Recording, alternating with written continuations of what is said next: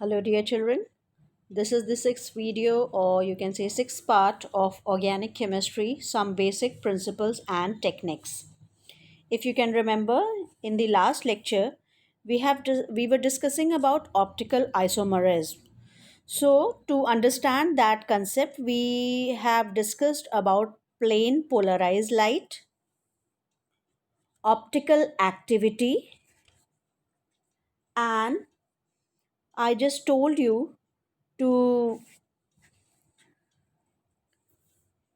that the rotation of the plane polarized light by an optically active substance is measured with the help of an instrument that is called polarimeter.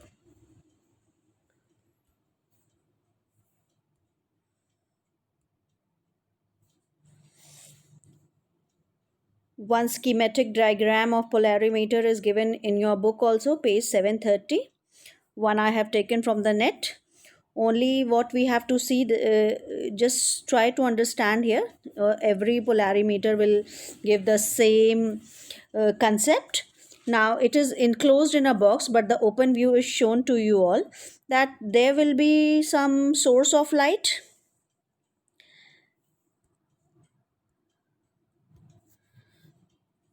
This is a source of light. We can take as a sun also as a source of light.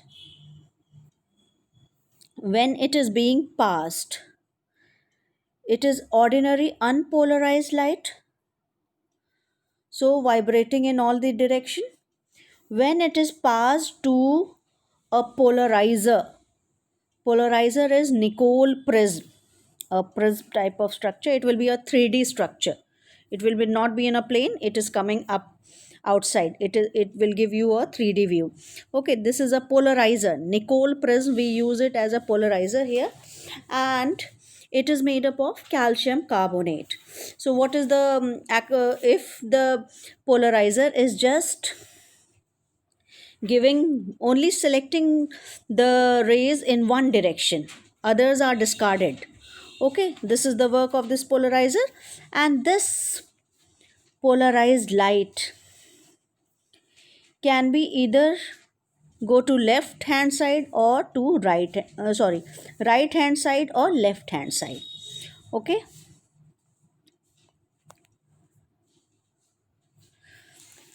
and this is a container in which we take the solution. Actually, it is a sample tube. In this, we take our solution, and in this solution, our substance is dissolved, of which we are just finding out that how is it dextro or is it levo. Okay, so the length of this tube should be fixed, and the concentration what we are taking in this tube should also be similar. Then only we can analyze that particular compound is dextro or levo. So this is the way, or with the help of polarimeter, we can detect a compound, it is dextrorotatory or levorotatory. But is it possible for you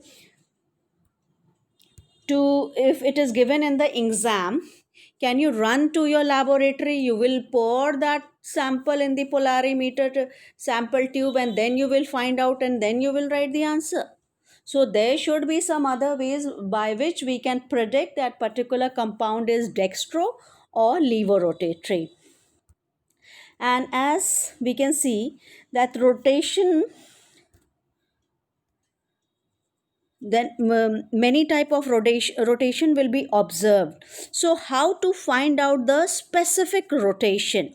To find out that specific rotation, there is a formula. It is in your book also. Alpha is equals to, alpha is specific rotation in degrees, and formula is alpha observed rotation in degrees, c is the concentration, L is the path length, which I have shown you in the cell. This concentration in this sample tube, the liquid which is present, the concentration we will take, and the length of this tube. So that is C and L. So this is the formula to find out the specific rotation.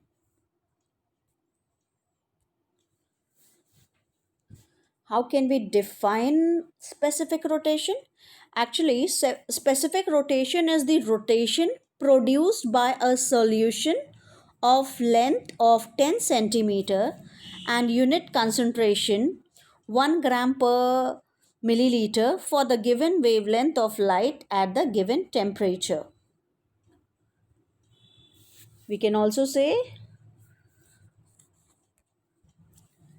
the value of specific rotation for a particular substance is definite and specific like other physical constants as melting point, boiling point, relative index, etc.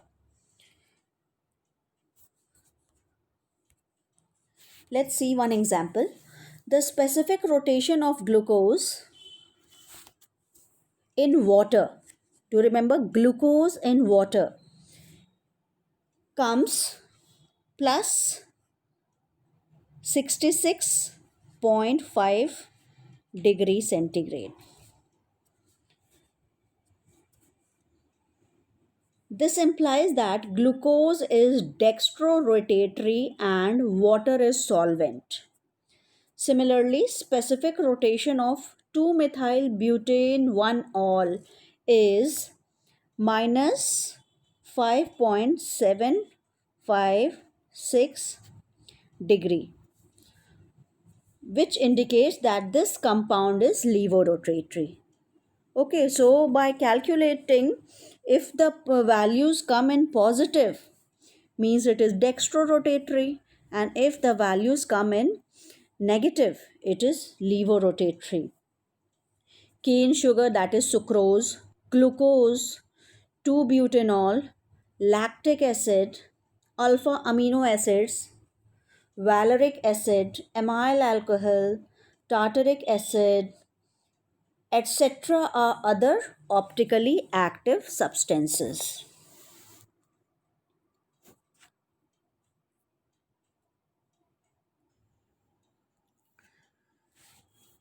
Chirality, and this is the cause of optical activity. Try to understand what is chirality. The optical activity of a substance is due to the presence of dissymmetry or chirality, means whatever a dissymmetry, that only is chirality in its molecules. Before discussing the cause of optical activity, we shall first learn the meaning of the term chirality. But don't forget that chirality means dissymmetry. Okay, and we have rare compounds which have dissymmetry. Actually, the nature also loves this symmetry. Most of the things you will find that it is in symmetry. Look at your face. If we will cut half, the other first half is just like the other half. So almost all the things are in symmetry, but so very few compounds we will get that will show dissymmetry.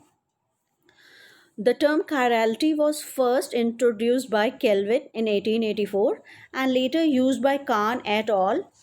To express the handedness of the molecules. The term is derived from the Greek word chir, which means hand. Thus, the term chirality means having handedness, that is, being left handed or right handed. Okay. When an object is non superimposable on its mirror image, it is said to be chiral. Now, try to understand this. If you will keep your right hand in front of mirror,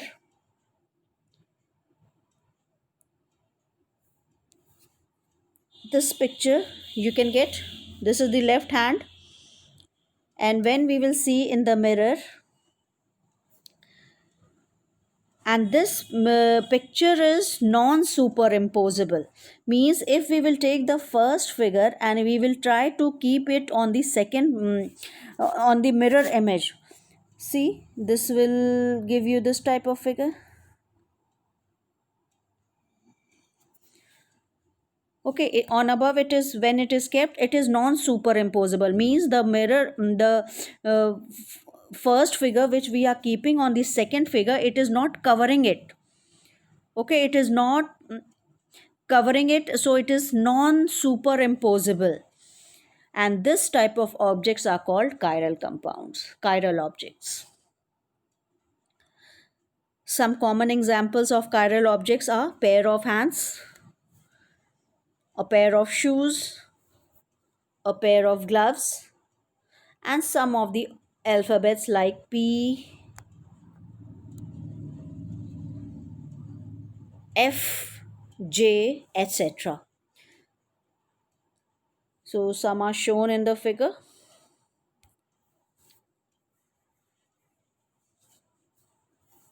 These are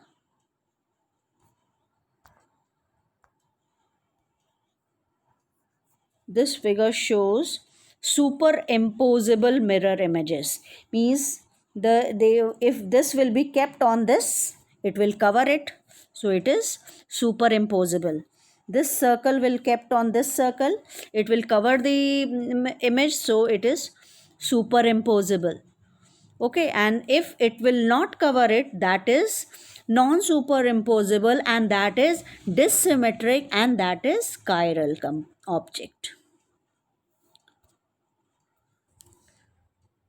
What is the origin of chirality? Van 't Hoff and Liebel showed in 1873 that the origin of chirality or dissymmetry in organic compounds is due to the tetrahedral nature of carbon. A sp3 hybridized carbon atom forms four bonds which lie at the angle of 109 degree 28 minute and are directed towards the four corners of a regular tetrahedron. As you know, children, that carbon has four bonds, four sigma bonds. Four sigma bonds means sp3 hybridization, and it gives a tetrahedron shape.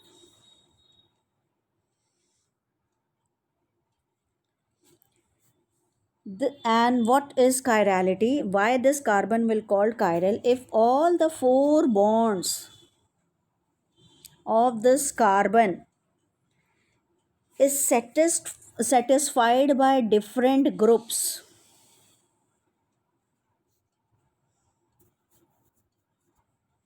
all four groups are different: chlorine, bromine, iodine, and fluorine I have kept. So you can see that all the four groups which are attached to carbon, this carbon will be termed as chiral carbon. It is denoted by, we can make a small star, or we can make a dot also to show that this carbon is a chiral carbon. Now tell me, few compounds I am making here, tell me it is chiral or not.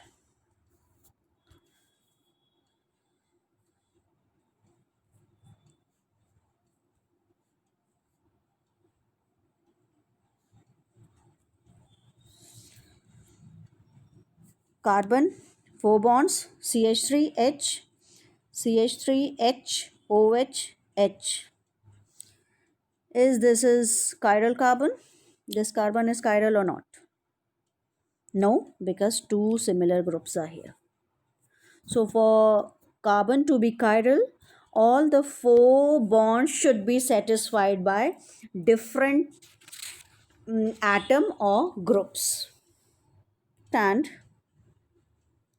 when four different atoms or groups get attached to a hybridized carbon, the molecule obtained is a chiral molecule and process chirality or dissymmetry. So, a carbon atom whose four valencies are satisfied with four different atoms or groups is called a asymmetric carbon or chiral carbon.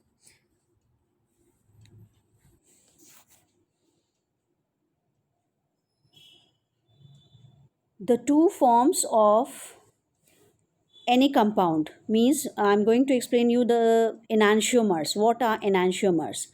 Actually, the stereomer isomers, which are non-superimposable mirror images of each other, that is related to one another as an object, and its non superimposable mirror image, are termed as enantiomers. I will show you with the example of lactic acid, then you will understand this. Only you have to remember this, that the stereomers, which are the non superimposable mirror images of each other, are termed as enantiomers. Means one image is non superimposable of the other image, that both will be termed as enantiomers. Now let's see what is the cause of optical activity. The main cause of optical activity is the presence of dissymmetry or chirality in a molecule. This you have to learn by heart. The main cause of optical activity is the presence of dissymmetry in a molecule, and dissymmetry and chirality is same thing. What is chirality?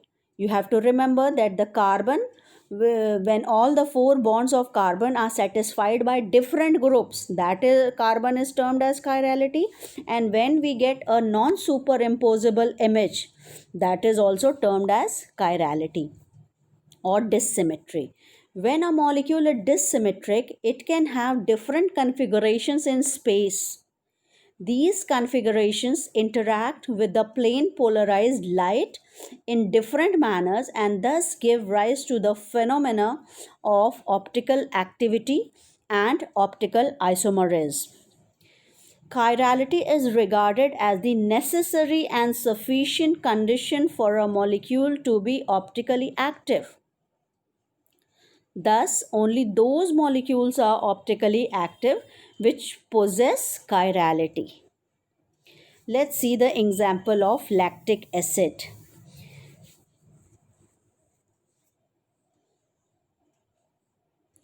I have taken two forms of lactic acid here, dextro and levo lactic acid. First, find out, as I am continuously saying, that chirality is the main cause of optical activity. So first check, is this, if this lactic acid is a chiral compound or not.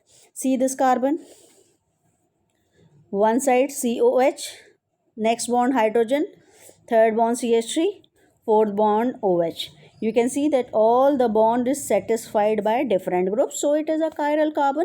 Means chirality is present in lactic acid, so it will show the optical activity. It contains an asymmetric carbon atom. Since asymmetric carbon atom is chiral center, the molecule of lactic acid possesses chirality. Its mirror image is non superimposable over it. This is why it shows optical activity. See here, it is shown. And one more thing you have to remember, that as it is mentioned,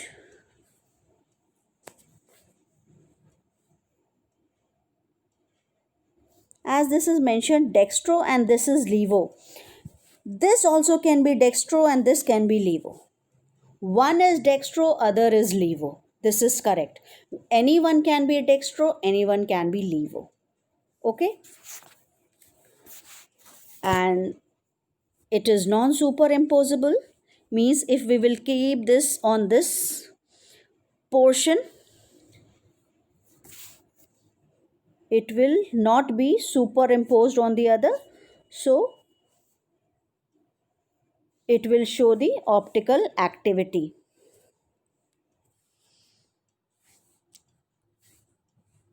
So you can see that D and L lactic acid are mirror image of each other.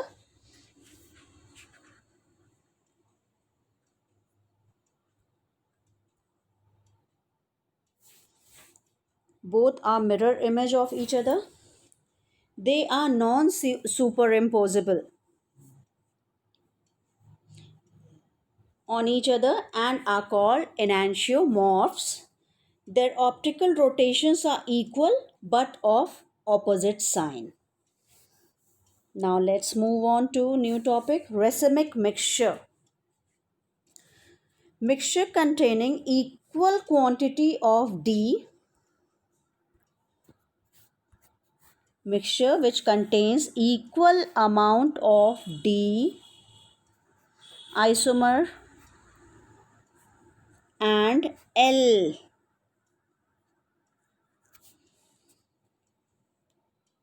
isomer is called racemic mixture. Means mixture containing equal quantity of D and L lactic acid is called racemic mixture.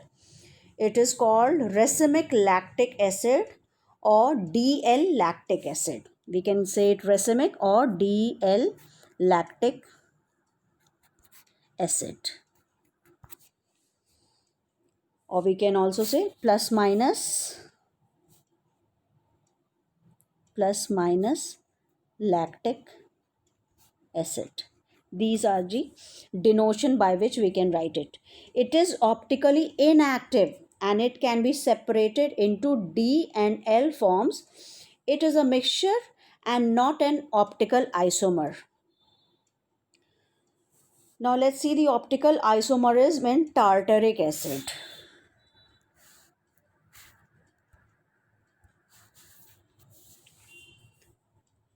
Structural formula of tartaric acid can be written as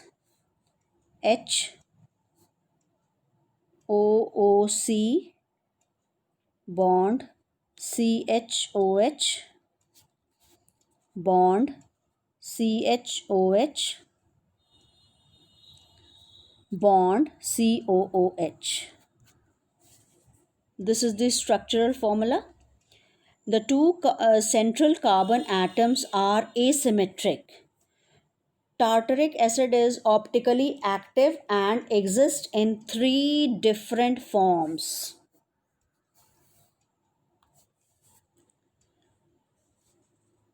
Tartaric acid can remain as dextrotartaric acid, that is D, or we can write plus tartaric acid.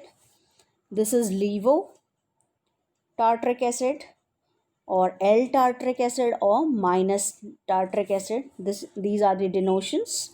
And the third one is mesotartaric acid. It is optically inactive and has plane of symmetry. What is the meaning of plane of symmetry? Means if anything which can be divided equally into two halves, that plane will be termed as plane of symmetry. The optical inactivity of mesotartaric acid is due to the internal compensation of optical rotation. Okay, it is said that 1/2 part of the meso compound is dextrorotatory while the other half is levorotatory. Thus, the optical rotation of the two halves of the meso compound are equal and opposite. They cancel each other and meso compound is optically inactive. This is called internal compensation of the optical rotation.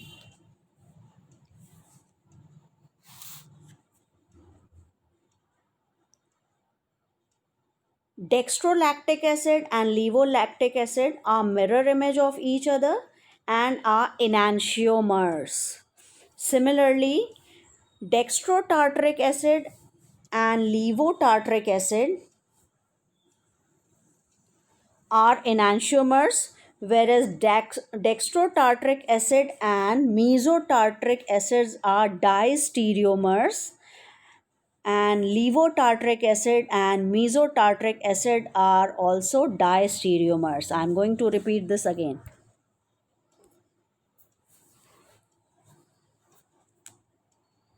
This is dextrolactic acid.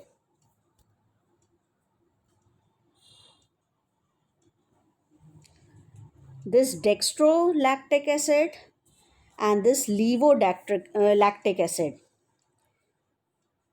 Both are mirror image of each other. Okay, both are mirror image of each other, so they will be termed as enantiomers.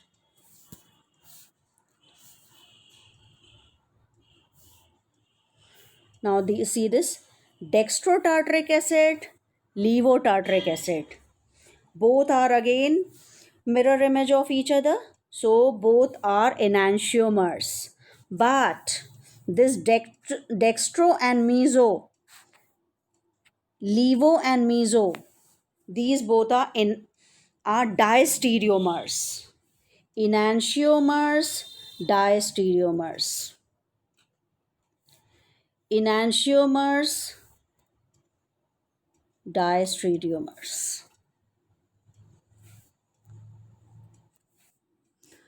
So, according to me, this was all about optical activity. In short, let's see in short, enantiomers or enantiomorphs are what? Optical isomers which are mirror image of each other. Okay? Enantiomers means optical isomers which are mirror image of each other. Diastereomers, optical isomers which are not mirror image of each other. Okay, racemic mixture, it is the mixture containing dextro and levo forms of enantiomers in equal quantity. It is optically inactive due to external compensation. Meso compound, it is a compound which is optically inactive due to plane of symmetry. Zero optical rotation is due to internal compensation. Okay, children, this is what all about I wanted to tell you about the optical isomerism. Go through it, read the book, listen the lecture, read the book, listen the lecture. Please repeat it 2 or 3 times, then it will be clear to you. Okay, do more and more practice the questions which are given in your book with solution. First try to those problems, then move on to the exercise which you have to solve, and answer must be given. Please children, work hard, try to understand these topics. Okay, I am ending here. Thank you children.